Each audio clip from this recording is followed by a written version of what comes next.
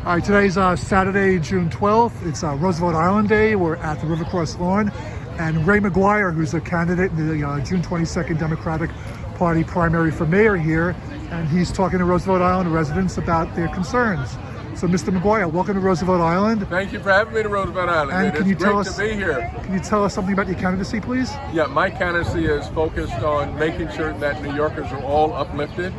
I have a platform that rests on three pillars. It is the economy, safety and justice, and education. On safety and justice, I want to make our streets safe. We need to get the guns off the street.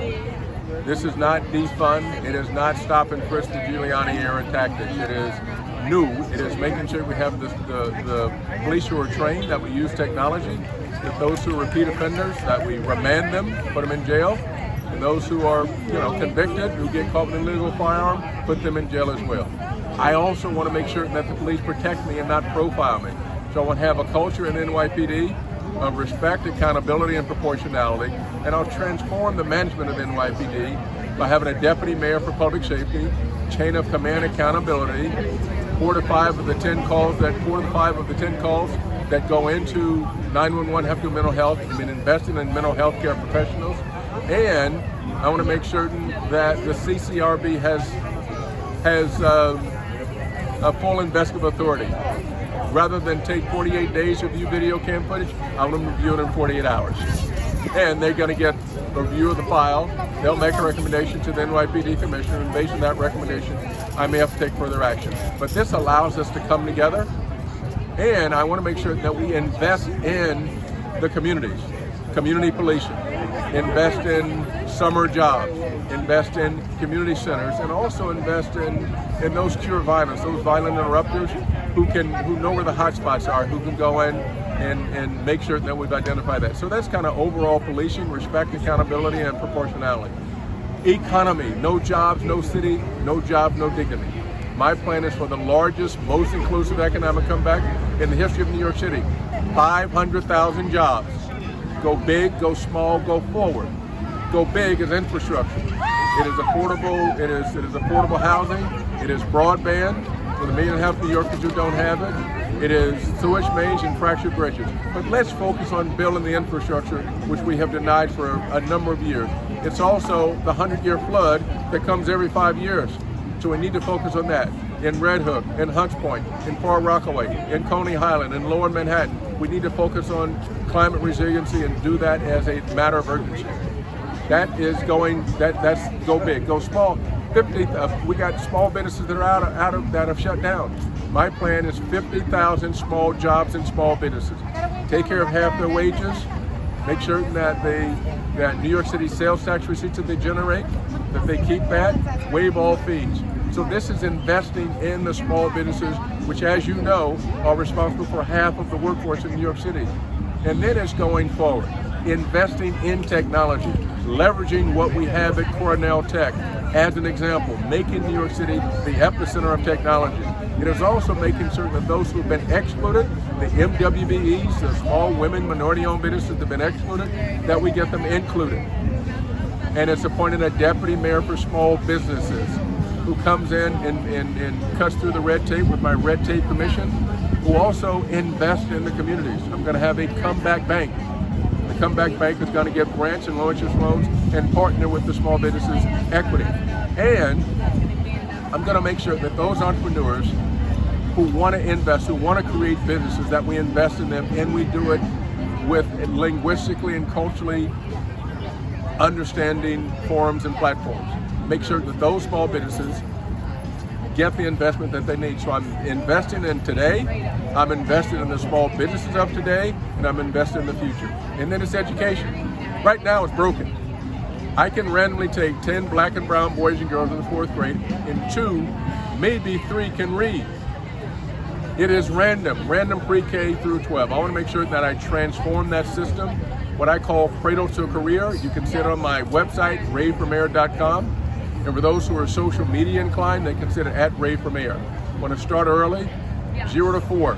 By the time many of our kids get to pre-K, they're already behind. 0 to 4, I want to make sure we have affordable childcare, that those professionals who can review our children, assess our children early. All of our kids are gifted and talented. Some move more slowly, some move more fast, but I want to make sure that we get the professionals to assess. Then what I want to guarantee is that by the end of the 3rd grade, every child in New York City can read. Why is that? Because between 0 and the end of the 3rd grade, our children are learning to read. After that, they're reading to learn, and we've lost far too many of them whom we didn't teach how to read. No child leaves the end of the 3rd grade in New York without the ability to read and do math. And then what I want to make certain is that by the 6th grade, they get digital and business financial literacy. 8th grade, vocational training. We expose them to different career opportunities. They can be botanists, they can be paleontologists, they can be professors, they can be doctors, they can be information scientists, they can be plumbers and welders and painters, but they get exposed and they get a summer job. Begin in the 8th grade, a paid summer job. So by the time they graduate, we have given them a pathway to a career. In that graduation, they have 3 options. They go to that career job to which they've been exposed. They go to a 2-year or 4-year college. Can you tell us something about your background, please? My background is I was raised in Dayton, Ohio by my single mother, who I didn't know my dad. My single mother and my grandparents raised me and my 2 brothers, and at any point in time, we had half a dozen foster siblings in our home. My mother, who's now 95, at times had to work 3 jobs. And then she became a social worker.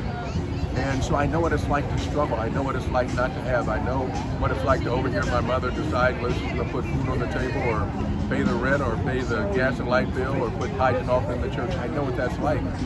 Yeah, I know what it's like to wash tin foil. And based on my mother's sacrifices, in the 6th grade, I had to walk 3/4 of a mile to get to a street corner where a school bus picked me up. And I was there in Basin, there in this school, and I was there from 6th grade to 11th grade. 11th grade, I had a A average. I averaged 28 points per game playing basketball. I was president of the school. Teacher said, if you're as good as they say you are, go test yourself against the big boys and girls in the East. I took a Greyhound bus at 16 by myself around New England looking for schools. Landed at a school in Connecticut by the name of the Hotchkiss School and was there for a year. For my senior year, I cautioned everything to test myself, and I did okay. Applied to colleges, got into the colleges, and went on to Harvard College, and then to Harvard Law School and Harvard Business School. And your professional background? My professional background is a world of finance, corporate finance, where when I came into that world, there was 1 or 2 people looked like me, and I lasted in that world probably 4 decades, and I had to climb the ladder, break down barriers, knock down barriers, get through conscious and unconscious bias. I rose to the level of leading a global business, corporate and investment banking, where I had to manage budgets that are larger than most state budgets, large complex organizations, in the depth of the financial crisis. And I stayed in that job longer than anybody in the history of corporate America, 13 years. It meant I had to manage those budgets successfully. Wasn't a popularity contest. You kind of get elected every year. And I stayed there for a long time, and that election is based on your performance. So what do you think of Roosevelt Island? It is a great place. Roosevelt Island is an example of that which we should aspire, to which we should aspire in New York. It's a great place. You took the tram coming over? Pardon? Did you take the tram? Took the tram coming over. Didn't stop, although I wanted to take more, scenic views of the city. It is extraordinary. And what you experience in Roosevelt Island, the community, the sense of community, the sense of health and vibrancy, community policing exists here. This is the ideal. When I look at all the things that have taken place, the history and the culture of Roosevelt Island, Cornell Tech and Roosevelt Island, this is it. We need to make sure that we can replicate this in the boroughs. And this is a great experience. This is just a great experience. All right, great. Thank you very much and good luck. Thank you. Thank you for having me.